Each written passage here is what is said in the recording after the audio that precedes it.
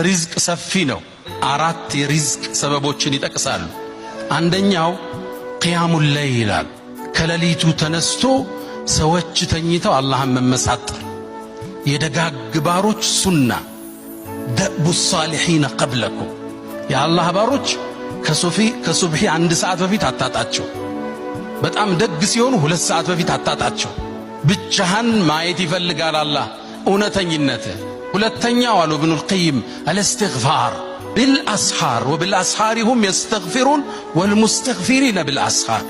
ሱብሒ ከመምጣቱ 10-20 ደቂቃ በፊት ቁጭ ብለህ የቀን ውሎህን፣ የታሪክ ወንጀልህን፣ ጉዞህን፣ የተበላሸው ኢኽላስህን አስበህ ትንሽ ወደ አላህ መመለስ ማውራት፣ አላህን መማፀን፣ ማህርታውን መጠየቅ፣ አስተግፊሩላህ ወአቱቡ ኢለይክ ብቻ የሌሊት እስትግፋር። ሶስተኛው አሉ